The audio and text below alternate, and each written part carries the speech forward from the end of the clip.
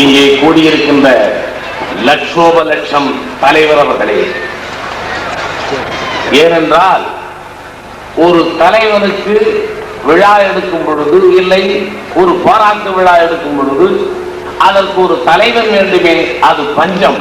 ஆகையால் மக்களாகிய இத்தனை பேரையும் தலைவராக்கி அவருக்கு செய்கின்ற முறையில் தான் ஒரு சிறு குழந்தையை விட்டு சீட்டெடுத்து இருந்தாலும் சபை நாகரிகம் கருதி என்னை தலைவர் என்று கூறியது.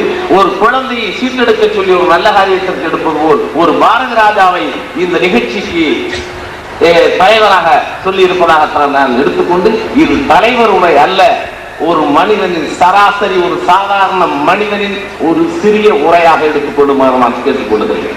என்னை அனுப்பும் பொழுதே நண்பர்கள் சொன்னார்கள், அதிகமாக உணர்ச்சி வசப்பட்டு விடாதீர்கள். கலைஞர் என்பவனே அடிப்படையில் உணர்ச்சி வசப்பட்டவர். அதை தடுத்து நிறுத்து சிறையில் போட முடியாது. இருந்தாலும் என்னுள் வருகின்ற உணர்ச்சிகளை ஓரளவுக்காவது நான் தடுத்து சிறையிட்டுக் கொண்டு அதையும் மீறி வெளிவருகின்ற வார்த்தைகளை மன்னித்து கேட்டுக்கொள்ளுமாறு நான் வேண்டுகிறேன்.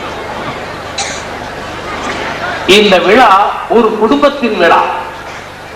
இது நான் ஏதோ முகத்திற்கோ இந்த கூட்டத்தில் இருப்பதற்காக உள்ள எங்களுடைய கலை என்ற குடும்பத்தின் விழா.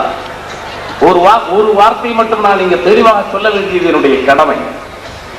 இந்த கூட்டத்தின் தலைகளுக்கும் இங்கே அமர்ந்திருப்பவர்களுக்கும் நிச்சயமாக நான் சொல்லுகிறேன், இந்த விழா இதற்கு ஒரு காரண காரியம், இதற்கு ஒரு சாயம் பூசினால் அதற்கு நான் பொறுப்பல்ல.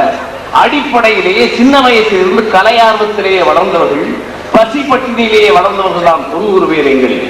ஆனால் சமூகத்தில் அவர்கள் தலையெடுத்து ஒரு நிலைக்கு வரும் பொழுது இந்த குடும்பம் பெருமைப்படுகிறது.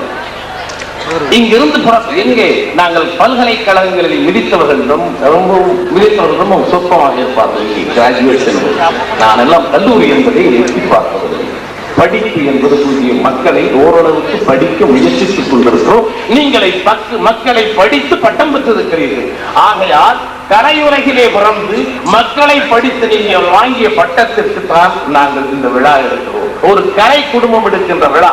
இதற்கு யாரும் ஒரு சிறு கீரலோ அதற்கு ஒரு சாயமோ வீசினால் நான் அதற்காக வருத்தப்பட போவதில்லை. நாங்கள் ஏனென்றால் இது முழுக்க முழுக்க எந்த விதமான கலப்பும் இல்லாமல் மனப்பூர்வமாக உள்ளிருந்து வரக்கூடிய உணர்ச்சிகளோடு எங்களுடைய கலை குடும்பத்தின் மூத்த மகனுக்கு முதல் மகனுக்கு செய்கின்ற ஒரு பாராட்டு விழா.